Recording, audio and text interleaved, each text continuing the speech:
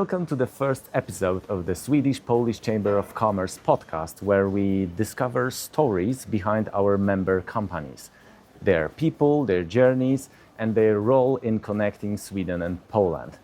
Today, our guest is Kubo, a company that started in Toruń, Poland, and has grown into an international player with offices in Gdańsk and Gothenburg. Kubo specializes in HR, software, and engineering services, supporting clients across Europe with recruitment, team leasing, and managed services. And today with me is Małgorzata Zielińska, a senior recruiter at Kubo. Thank you. Thank you so much, and thank you for the invitation. Great you are here, and we are super glad that you actually agreed to be the first one to record the podcast with us. Thank you very much. Okay, Gosia, so Kubo has been on the Swedish market for 2 years now. 2 years, yeah. Right? You started in 2023, right? But this company has a longer history, Yes. right? So could you tell us what is Kubo right now and what do you do? Yeah, so we started around 12 years ago in Toruń. Later also grew in Gdańsk, and 2 years ago, as I said, in Gothenburg. Now growing also in Italy and potentially thinking about Romania and other Nordic countries as well.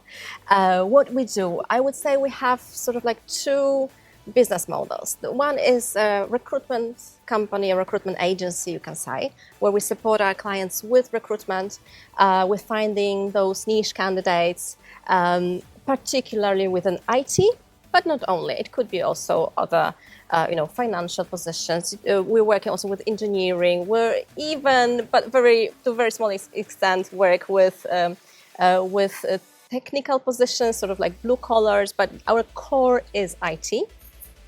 Then our second business model, that would be consulting. So we are an IT consulting company. We hire consultants who work with various clients within IT. That's our main work. We have quite a large number of clients, global clients. Mainly, I would say still Poland is our main market. Okay. But there are a lot of really big international companies that we work with, supporting them with either recruitment or finding their next consultant. All right, that sounds really impressive. And my second question is probably it takes a couple of steps to get to that level, and you have probably had a couple of challenges maybe or situations that you needed to solve in order to get there. Could you tell us about that? How did you go? How did you get to that point over the years? Yeah. I mean, I'm pretty new still, so I haven't experienced so many challenges, to be honest. But for example, in Sweden, I know that banking is a challenge. I mean, it's difficult for international companies to establish their entity in Sweden and get the banking accounts and everything if the owners are, for example, Polish. So that has been an issue. Otherwise, I think, we're solving everything that's happening on the go, and I haven't seen any bigger issues that we wouldn't be able to solve. Okay. But you have offices in Poland and you have an office in Gothenburg, where Mikael Sorenson is the managing director, and he's a Swedish person, and he joined a Polish company, or at least a company of a Polish origin. I wonder how that works, and is there something that you needed to change in order to adapt, in order to make it work with the Swedish entity? I think we didn't have to change so much, and in the end, we are from two different countries, but we are pretty similar. We have the same values, and I think that's important. If you have similar values, then you can work across the maybe cultural codes, and there are a few specific things like we had to adjust to a bit longer processes when it comes, for example, to recruitment. But otherwise, we work pretty similarly. I think we have more in common than there are differences. Okay. So that hasn't been an issue, to be honest. Okay, okay. Some people say that, well, even though there are still some differences between Poland and Sweden and the markets and the culture, there are actually more similarities, and we Exactly. should probably focus more on them. Yeah, yeah. But it's also good to remember that there might be differences, and it's also good to address them. But I believe, Mikael is also this kind of person that he facilitates that also pretty well. Yeah, I think we have a very good company with a lot of very interesting people there. And the first week when I talked to them, I talked to Mika and I talked to a few people. I felt like I knew them for ages. I don't know. They're sort of like people that are easy to get along with and to work with. So we haven't seen a lot of problems within when it comes to, for example, intercultural communication or misunderstandings. So that has been pretty smooth. All right, perfect. So you are very good at that, or you are very lucky. But great for you, great for you. And what about the clients and the customer? Have you noticed any differences there between the Swedish market, Polish market? Yeah, we see differences. For example, the management. I would say, and I think that was something also that we touched upon at the webinar previously, where we heard about how differently the leaders in Sweden lead.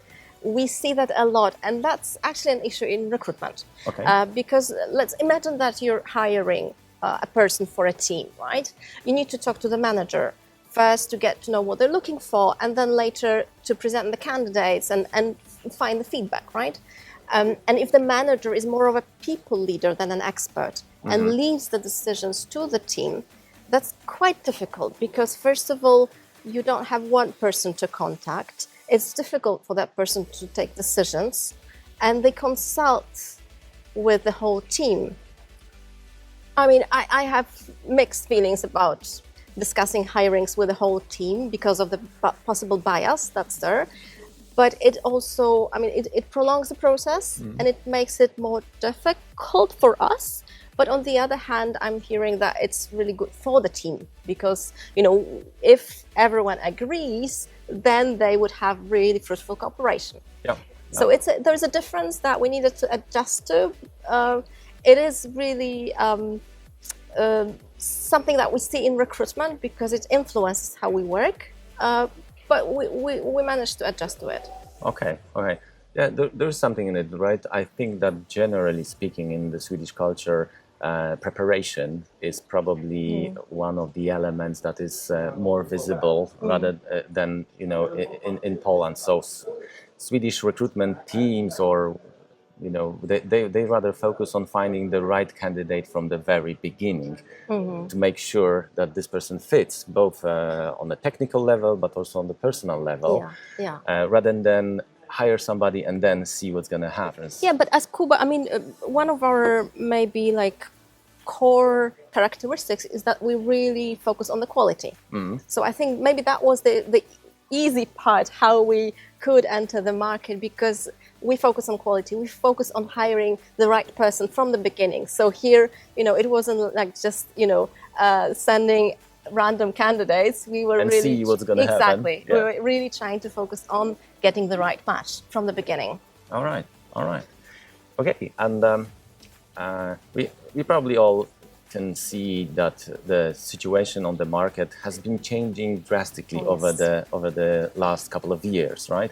We had the pandemic, then post-pandemic, there was the inflation problem, and then the war started. And on top of that, we have an AI revolution. Exactly.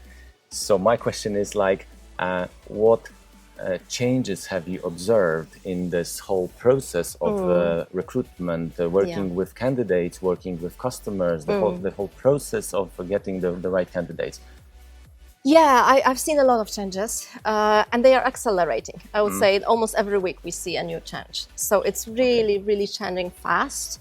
From COVID, as you mentioned, of course, we moved into the world where remote work is more common than not, and we start working with a lot of remote candidates.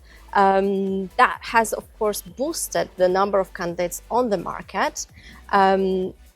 But at the same time, now we're seeing that the remote work plus AI makes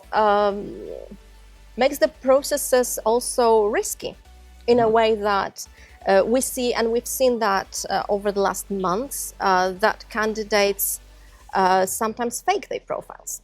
They may also have a video bot or augment their video on a Teams call. They can use a chat bot really, and then you don't really know who you're talking to. All right. So I would say the last months have been some really fast changes, and we had to adapt agilely. We had a lot of team discussions, how to tackle this. We have been learning a lot. We know now how to recognize those signs of deceiving candidates or deception, and what to do in those cases. So we had to very quickly find out how to solve the problems. Probably there are more challenges ahead because it's really changing fast. Like, for example, candidates are now writing prompts in their CV with white fonts. Candidates are using now automation. So they are sending they're sending their applications to a number of employees without even knowing where they are applying, and then you call them and they don't know really that they have applied, right? Excuse me, who is it? It's really changing the whole recruitment industry, I would say, especially when we're talking about IT and we're talking about remote IT positions. That's the area where there's most risk, and where we had to really adjust to really verify whom we're talking to. And now we can say that really we know whom we talk to. We can do this verification for the clients. Okay. So I would say 2-3 years ago, recruiters were a bit scared that maybe we won't have a job because AI will take it all. And now we have more job actually due to AI because there are more applications all the time. And then we need to really clearly talk to all the candidates on camera, find out if they're really who they say they are.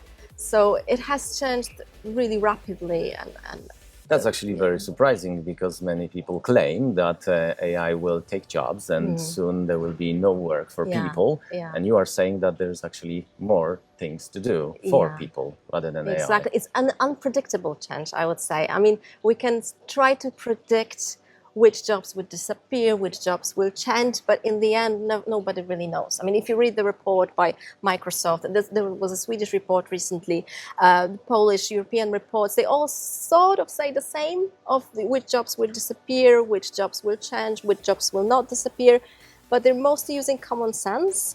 Sort of okay, the job that would not disappear is a cement mixer because you need to use your hands, or a nurse because you need to be close to people and use your hands. While what would disappear is a translator because ChatGPT does it now. So we're this is something each of us could just think about using our common sense. It's not data because we don't have data about the future. Nobody knows. Nobody knows. And, it may be something totally different. Maybe the cement mixer won't be needed because a robot will come and mix the cement, right? Exactly. So you never know what's going to happen. Yeah, it changes a lot. If you look at the predictions that people made a couple of years back, I'm the expert predicted that probably the physical jobs will be replaced sooner because we already had robots in factories, and we thought, okay, so this is the natural development of artificial intelligence, automation, more robots, etc. But what we are observing right now, it's the intellectual work that is easier to be replaced by AI. Yeah, and sometimes you don't really know because let's say the prediction is that the administration tasks will be replaced by AI and are replaced now, right? And the more human connection that's not being replaced.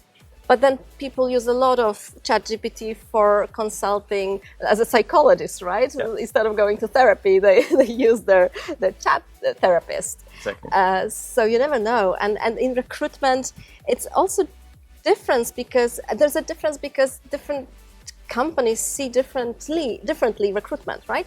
I mean, some people would say this is administration. Someone is sending CV, just forward it to me, right? I mean, it's just process it. Process, right? Yeah. So why can't AI do it? Yeah. Right? We see it more as really this human connection. So it's important for us that we do talk to the candidates. We get to know them, right? We get to know what motivates them. What are they looking for? Really getting that human connection is really important also for us as recruiters. And that's something you can't replace by a chatbot. I mean, you can. Yet. You can. You can. There are chatbots that can do the recruitment process for you. There are chatbots that can lead the conversation, do the interview, do the screening call. Technically it is possible. But is it something that we're looking for? From our perspective, no. For us, that's important that there is a human there. And I'm hearing also that candidates don't like it either. So when we apply for a job, we want to know there's a human who looks at it. Even though, of course, a lot of candidates don't like recruiters, they think we're biased and we don't know what we're doing. We do. And, of course. And we make sure we take away the bias that is also in AI, because AI has been trained on, human data. Human data. So also human bias, right?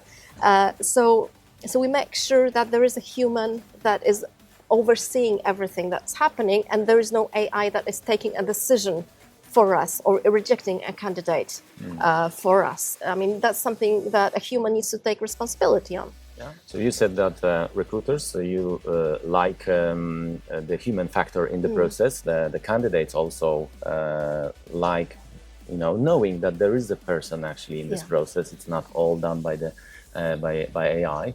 And I believe that there might also be some kind of value for customers once they know that, you actually made an effort to get to know the candidate, in the human process. Exactly. Yeah? Probably there will be plenty of businesses where it won't matter, but I believe in this consulting business, especially here in the Nordics, what I observe is that it is very important for the customer to be sure that the consulting firm or the recruitment firm delivers the candidate that they really know. Yes. That you know what you can expect of them, and that they meet both the technical requirements, but it's also very important that the candidate meets the soft skills, the personality requirements. I don't know if you had this experience. Some customers manage the team based on personality of the consultants or the employees in the team. Yeah. So sometimes there are too many of those red personalities, yes, exactly. and they need to balance it with some other, right? Yes. I don't know. Have you ever I have worked. Yeah. Okay, you had the same experience. Exactly. And as you said, I mean, as recruiters, we aim to be those trusted advisors. So we want to really, share with the clients who would be the right match for them. And when we get those questions, so for example, when I'm sending a few CVs and then the manager says, okay, I can see they all have the right skills, but which of them do you think would fit that team? Yeah. So that's what we aiming to do. Yeah. Sometimes it's a little bit frustrating when you are looking for a candidate for a long time, and from our Polish perspective, if you see, okay, this is a very good match in terms of skills, perfect candidate, but then the customer says, yes, it is a perfect candidate in terms of skills, but somehow we are not convinced that this would be a good match in the team. Yeah. Exactly. And there are two, I would say, I mean, it is a bit complicated because on the one hand, you want to satisfy the client and you want to find the right match. On the other hand, we are also working very much within the diversity framework. So, if a manager says, I have a young team and they're all male young guys, and you don't want to just give them another person like this, but also challenge them and say maybe someone different could actually bring more value because they would bring more perspectives, different perspectives, right? Exactly. I'm also very curious, because you are working both on the Polish market and the Swedish market. I'm interested if you noticed any differences in terms of, the candidates, and the customers. We talked a bit about the customers, but have you noticed any other differences, in this? Yeah. I mean, there are many differences. Especially within the IT sector, I would say, well, first of all, I mean, Poland is a bigger country. There are more people, there are more IT specialists. So we're not struggling a lot to get the right candidates. There's an abundance of really good candidates on the market. In Sweden, it's a bit different. Sometimes we're looking for those niche, for example, DevOps positions with certain skills. There aren't that many candidates on the market. We need to really go and headhunt and try to find them. There is much more diversity in terms of ethnic diversity, linguistic diversity. That's one thing. And then also, when it comes to the sort of more like Swedish candidates born and raised in Sweden, then we see sometimes it's more difficult for them to talk about their successes. Okay. We've seen that during interviews that, when you ask about the biggest success, then people sort of sometimes they don't know what to say, but then they start sharing some failure, and then you can be puzzled a bit. But then when you know that's sort of like the cultural norm to talk more about what you haven't achieved than what you have achieved because of the jantelag. Yes, then, exactly. It's not well perceived to boast about successes, and be above the others. Right? This is the Swedish thing. One of the things that surprised me a lot when I was recruiting here in Sweden is that whenever I was asking candidates about their financial expectations, usually in Poland it was a kind of a negotiation. So candidates usually gave you a number which was probably higher than they had. And then we tried to find some kind of a sweet spot, some balance between what they expect, what we can offer, and to keep it still the market standard. Here in Sweden, it's much more transparent. I mean, very often the candidates basically came and said, "Okay, right now I earn this much, and this is I could go on with the same rate, maybe 5% more, but if it's 5% less." That's also fine. It depends on the project if it's a good one or not. But there are two sides. Again, some candidates are very transparent. Some candidates don't want to talk about money at all. At all. They just say, let's take it at the next stage. For us as recruiters, it's important to have like a more or less understanding if the candidate is not expecting twice more than we have in the budget, right? It's not about, we never take the cheapest candidate, right? I mean, it's never about the money, but we need to make sure there are somewhere within the budget or not very much above the budget, right? Have you noticed that I think in Sweden it's more clear for everybody where you land with your experience. If you have 5 years of experience, it doesn't really matter that much which programming language you are working with. It's just that you are a developer and you have 5 years of experience. You more or less know where you would land. So that's why probably there's no need so much to talk about, okay, so what is the rate? We both should know. In Poland, there is more differentiation. I would say that a data engineer with certain number of years of experience can earn twice as much as another data engineer with the same number of years of experience. Especially when we have, like in Poland, we have engineers that are working for Polish firms, international firms, big corporations that have offices in Poland, and very often they also work remotely, directly for the international firms. So each of them might have a different rate.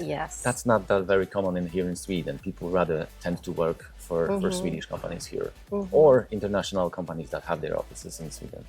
Do you agree? Yes, definitely. All right.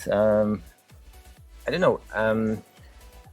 I'm also curious a little bit about your opinion on how the market has been changing in terms of the demand, because we had this situation like, during the pandemic, there was quite a lot of demand and, it was pretty tough even in Poland to find candidates because, demand was higher than, the number of candidates available.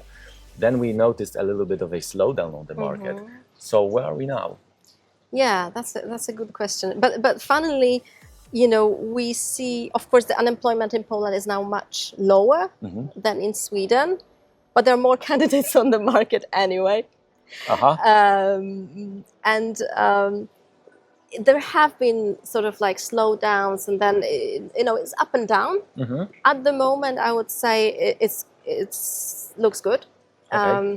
So I remember there was like 1 week in September when there were not so many, requests from the clients. I was thinking, what's happening with the market?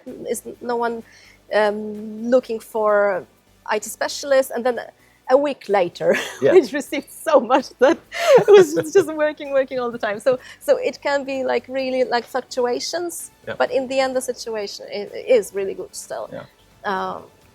Okay, so there are certain trends, but also it depends on your particular customer, Exactly. right? They might be on holidays. Yeah, exactly. You Exactly. And the holidays in Sweden, that's another story, yes, right? yes, exactly. We are now getting close to December, and soon everybody will start thinking about Christmas, and probably not much will happen during that time. But that's fine. That's fine. Do you like this? Working with the Swedish customers or not really, because you need to understand where are the slots during the year where you need to focus on work and when you really need to stop actually or slow down. I mean, that's giving me also more freedom to slow down a bit, right? So I don't mind at all. You don't mind.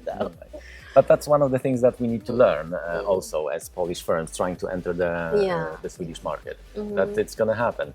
If you want to, I don't know, go out and look for new customers and candidates in July, probably that's not the best moment. Exactly. Right? Yeah? And during the Christmas time. But I think that it's also changing in Poland quite a lot, don't you think? So it's changing. It's changing. I don't know if I want to say fastly or slowly, because it really depends. Yeah. Like if you look at, of course, there are the different generations with different letters, and people say like Gen Z. Yeah. It really values their work-life balance and and the free time. But I think this is changing like for the whole society, because when something becomes more common, then it's changing for everyone also, or at least those that can adapt their thinking. Yeah. So I've seen changes, but of course there would be other people who have not changed. So it's really also an individual case and the business culture of each company. And again, I think that it's more diverse in Poland. Yeah. Because we have different contexts. Exactly. And here in Sweden, some things are just obvious for everybody and it's understood, especially if you work like for a big Swedish company with long history. I mean, you don't need to I don't know, change that much, because it has been like that forever. And there's a time for work, there's time for holidays, and I was once surprised that managers tend to have like quarterly or yearly talks with their employees or team members, and one of the things that they focused most was actually, do you get enough rest, or make sure you don't take work home. I think that's maybe the cultural thing, maybe also I don't know, the maturity of the market. Maybe we are getting there. Yeah, I think so. Like we have those, not like yearly calls, but we have those newsletters about, remember to rest. But I think recently when we had this webinar, I was also talking about how much diversity there is, also because of the various working cultures. So as you mentioned, Polish specialists work often either for foreign companies in Poland or work remotely for other countries or companies in other countries. Then some of them have lived abroad. We have had a large out-migration from Poland, and then now people are coming back. So you see people with various experiences now maybe working in the same company, but having those different mindsets or experiences, and that's changing a lot. And of course there's media and so on. So so we are both, Poland and Sweden, we are melting pots, but different melting pots. Exactly. Okay. Exactly. All right. Have you ever had kind of a kind of these aha moments when you started working with Sweden and something was maybe, I don't know, surprising or a big discovery for you, some kind of a moment that you remember? I'm basically looking for an anecdote that you could share. Yeah. So there was, I remember when we had this webinar, I talked about how candidates are different. I told you that now about the different, perspectives on your own success, right? I knew that from theory more. I've seen some of it in the conversations I had. And then I talked to a candidate who was like, exactly like 200% of this, and, could not say any success. And then talked a lot about what went wrong and how everything failed. Yeah. And I was sitting there, I was like, wow, that's just happening. It's happening. So, yeah. Basically, hey, you are not helping yourself, right? No. Talking about failures all the time. No. Right? So yeah. I mean, nothing wrong about sharing some failures, right? Because you show maturity in that. Okay, people always have like successes and failures, right? But focusing just on one. Yeah, and then probably not what you're looking for as a recruiter, because you want to see the good things in the candidate, right? What can they do well and know how they can fail, right? So, unless you find a customer that really wants to values that to somebody is very or honest. honesty, right? Exactly. Is there some kind of a piece of advice that you would give to whether a Swedish firm that wants to work with Polish people or the Polish firm that wants to enter the Swedish market, or not only firms but people, Yeah. I think, one thing is to be prepared for the differences, and you can see our webinar from before. Maybe learn something. Learn something about the differences. But then I believe people might contact you or us at the chamber to ask for help or ask for advice. So sort of like know the differences, know what you can expect, know how differently timing works, right? And you need to know that when you're going to either of the markets. Like in Poland, if you get a request for a candidate, sometimes if you don't answer the next day, the request is gone. You need to do it now, right? In Sweden, that takes more time. And you shouldn't hurry, right? So first of all, know the differences. Second of all, remember there's a human in front of you, right? We are not cultural stereotypes. We are not people who are just Swedish or just Polish, right? We are people who have the histories, who have their own characteristics. So see what's happening really. Like when you're talking to a person, how are they reacting? And knowing all the the cultural norms helps you.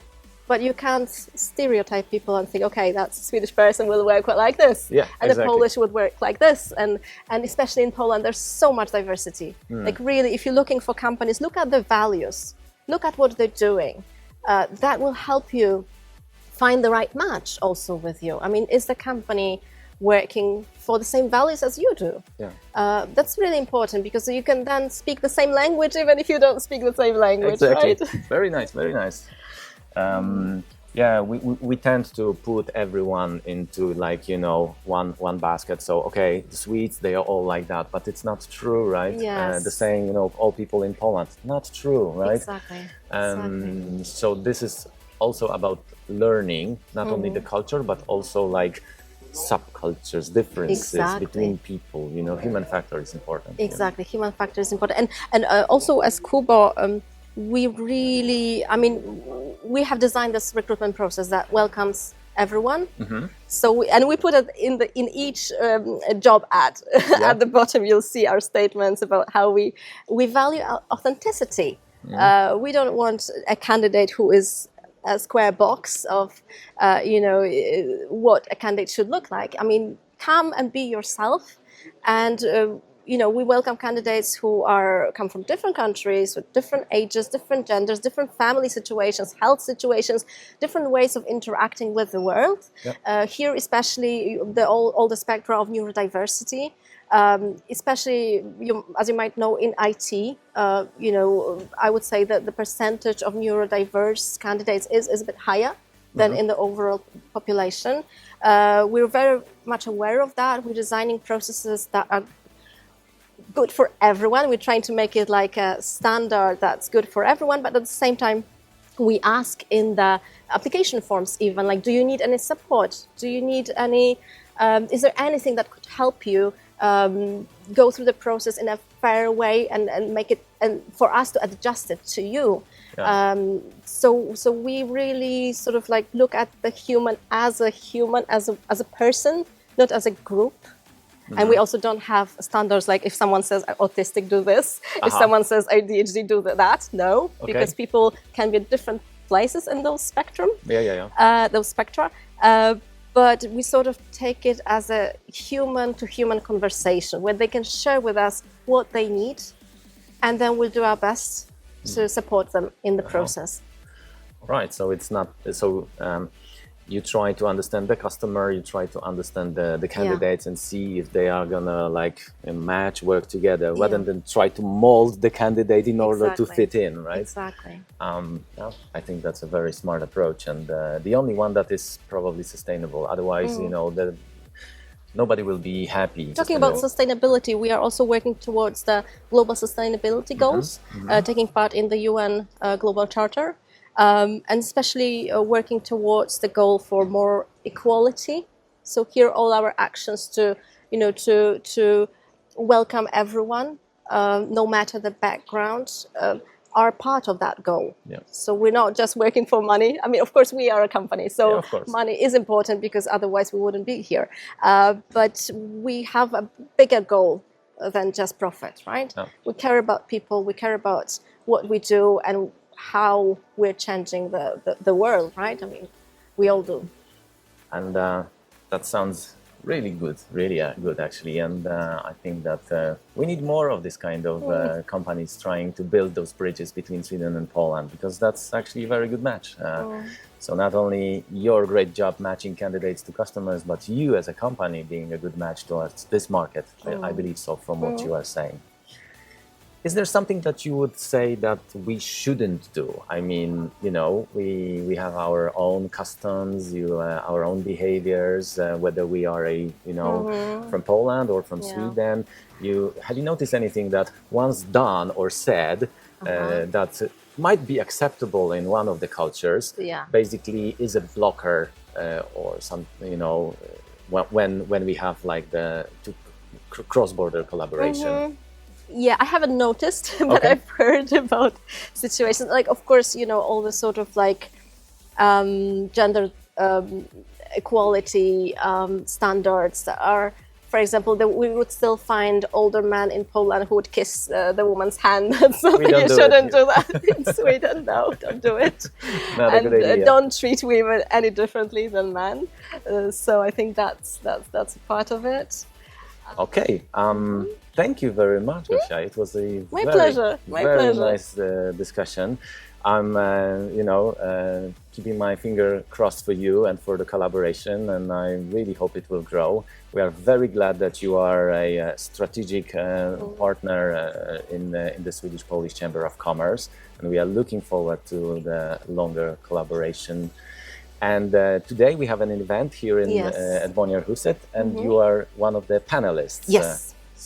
Maybe you could tell us a little bit what you are going to talk about? Yeah, so we're going to talk about technology. The event is about technology at its best. I'm not only going to talk about the best in technology, I'm going to show what we do and where technology really helps us. And I'm also going to talk about what we don't do and where we decided not to automate everything and not to put AI instead of a human. So I'll focus on this. I'll probably talk also about the changing market when it comes to technology. So I'm really looking forward. I mean, it's an interesting world we live in. Indeed, and we are also looking forward to it. And anyone who would like to see what Gosia is going to talk about, you can actually watch this seminar on YouTube on the Swedish-Polish Chamber of Commerce channel. Thank you very much for today. Good luck, and we are happy to have you on board in the chamber. Thank you so much. My pleasure. Thank you. Okay. Super. Fajnie poszło, co?